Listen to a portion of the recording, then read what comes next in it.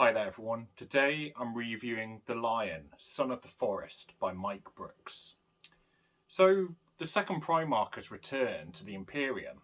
In the 41st millennium, we now see the return of Lionel Johnson to tie in with the release of the Physical Games Workshop model. And he's shocked by the state of the Imperium and the pool of despair that seems to have befallen it. Nevertheless, he throws himself into action with his rational, measured approach. And this is the approach Mike Brooks, the author, took with the book, portraying the Lion's personality well without overdoing it, and telling an interesting story that is fairly familiar, but one which has interesting characters and perspectives within it. So the book tees the Lion up against the Chaos Warband, the 10,000 Eyes, led by Seraphax, a Chaos Lord sorcerer, and Baylor, his adjutant known as the Imposter. As a Chaos Warband, they have distinct enough characters to be engaging as antagonists. Indeed, thankfully, Seraphax's motivation goes a little beyond just obtaining the classic powerful fantasy sci-fi object, but I won't get into it to avoid spoilers.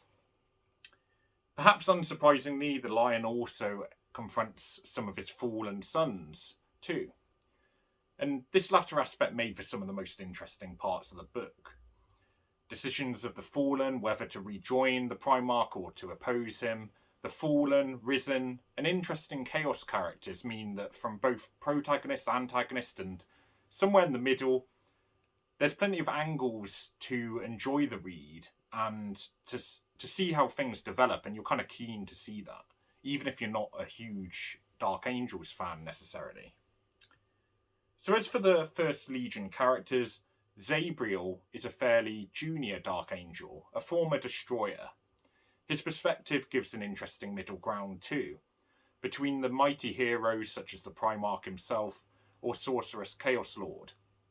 One section, for example, described how he viewed his teachers in training, something that, even as a Space Marine, he could only aspire to. And for sections, he is the first-person perspective that you get. As for the Primarch, though, who obviously we hear a lot about, he isn't too overdone.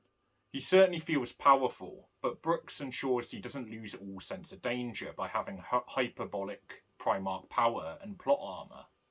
I'd say Brooks strikes the right balance here. The Lion also comes across as more reflective, measured, and caring for his sons, adding greater depth behind his natural brute force.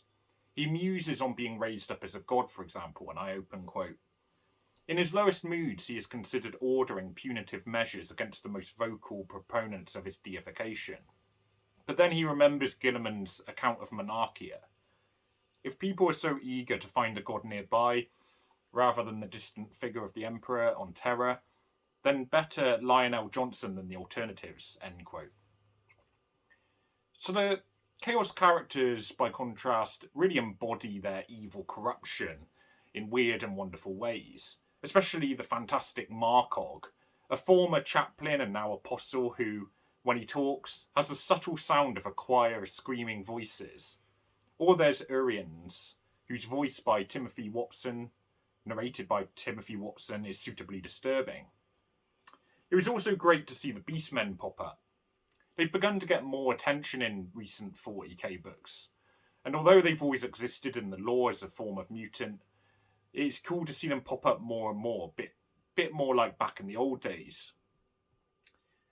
So I tend to read a mix of books, ebooks, and audiobooks, and here I listen to the audiobook as I've kind of referred to the narration a bit. A strength of Warhammer books on audio is some of the narrators really are excellent, such as Jonathan Keeble or Timothy Watson, the latter reading this one. And he uses a host of varying voices for the characters that are really well done. I loved the performance, and I see it as an advantage of getting the audiobook rather than a detriment when the delivery is this good. The descriptions throughout the book are good, and it was nice to see that thought has been put into the varying attitudes of the characters. Baylor's balancing acts to appease Seraphax, or the Lion dealing with different threats, are all well described without feeling tedious. And most of the action is decent enough too. one extended scene towards the end of the book where the lion seems to have some kind of vision against multiple ghosts, is all I'll say, to avoid spoiling it, was really excellent and my favourite part of the book, potentially. It gave a good sense of the lion's personal dilemma, a dilemma of power, responsibility and self-esteem even. The action never feels overdrawn or boring, and again strikes the right balance between maintaining a flow and moving back to the characters and story.